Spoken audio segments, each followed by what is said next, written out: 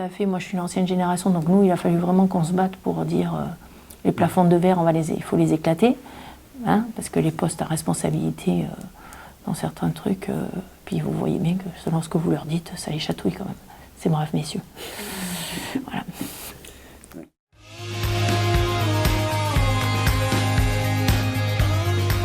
Mon job, mon choix. Aujourd'hui, ça fait donc après avoir fait 27 ans de travaux publics, effectivement, j'ai rejoint mon mari et mon fils il y a de ça maintenant 3 ans. Et je suis donc co-gérante de la société de l'entreprise GRM Domotique. Donc on est une entreprise, on fait essentiellement tout ce qui est sécurité, alarme vidéosurveillance, automatisation de portes et portails, réseau informatique. Alors on va dire dans la profession du bâtiment et des travaux publics, c'est ce qu'on appelle les électriciens courant faible. Voilà. Moi, je suis pas mal engagée dans tout ce qui est en fait les femmes dans justement tous ces métiers-là. Donc, je fais partie donc, de la Fédération du bâtiment où je suis la présidente du section femmes. Je suis aussi en même temps aux femmes chefs d'entreprise de Toulon, qui est un réseau féminin. Où là, si vous voulez, je représente donc les deux réseaux auprès du Club Égalité à la préfecture du Var. Les femmes chefs d'entreprise qui a été créée après la guerre par une dame qui s'appelle Yvonne Foinan et qui était maître de forge. Alors pourquoi ça a été créé? Parce qu'à l'époque, déjà les femmes n'avaient pas le droit de vote, hein, on va se le dire. Et que les hommes sont partis à la guerre et les femmes sont restées à elles à gérer leurs entreprises. Et en fait, à gérer leurs entreprises, elles se sont retrouvées un petit peu seules. Parce qu'effectivement, la charge de travail, et puis surtout pouvoir échanger avec des confrères sur des problématiques qu'on peut avoir, et d'où la création de ce réseau. Au sein de la fédération, en fait, j'anime un groupe de femmes, alors qui sont soit des chefs d'entreprise, on a aussi des cadres de grandes entreprises.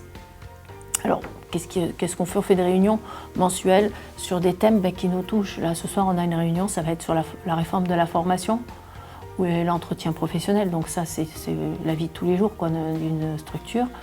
On va connaître les dispositifs par exemple de la Chambre des métiers, on va parler du code de la commande publique, voilà. L'idée c'est qu'on ait malgré tout une implication du groupe femmes. J'ai aussi une demande vis-à-vis des filles, pour qu'on aille témoigner auprès d'organismes, écoles, pour justement amener des filles qui sont totalement, qui ne connaissent pas le métier du bâtiment. Moi, mon métier du bâtiment, c'est un métier où je suis tombée dedans. Donc c'est facile pour moi de parler bâtiment. Mais il y a des gens qui ne connaissent pas du tout le bâtiment, et je suis convaincue aujourd'hui qu'il y a des jeunes filles qui pourraient venir faire nos métiers.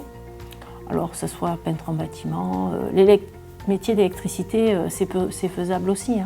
Par expérience, quand il y a vraiment un bel ouvrage qui est fait, en général, les ouvriers qui ont travaillé sur ces ouvrages, ils ont une fierté d'avoir fait partie de l'aventure. Voilà, on va le dire comme ça.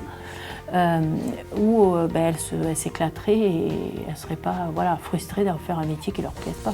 Enfin, pour moi, je me suis éclatée, hein. J'ai fait 18 ans de TP dans une PME.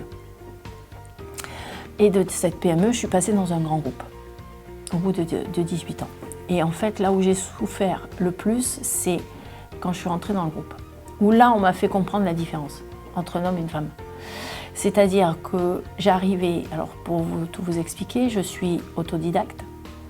J'avais 38 ans à l'époque.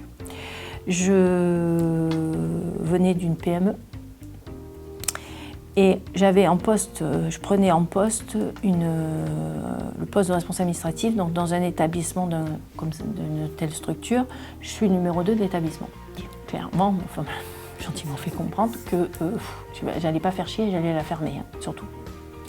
Donc, n'étant pas mon caractère, effectivement, ça a été un peu compliqué au départ. Ensuite, j'ai eu droit à être plus augmentée parce que tu comprends, tu es une femme. Parce qu'on est en train de remonter les salaires des femmes par rapport aux hommes sur poste égal. Donc je vous parle de ça il y a une dizaine d'années, mais aujourd'hui, peut-être qu'on ne tiendrait pas les mêmes propos parce que derrière il y a de la sanction et il y a du législatif.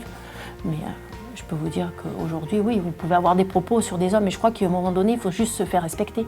C'est-à-dire qu'il ne faut pas avoir peur il faut leur dire ben ça tu le dis pas, ou bon, voilà, gentiment, sans aller dans l'agressivité, dans le conflit, parce que ça sert à rien, ça amène à rien. Et puis ils le comprennent très très vite, hein, ça se passe très bien. Et puis ils savent très bien à qui ils ont affaire. Ils le voient bien.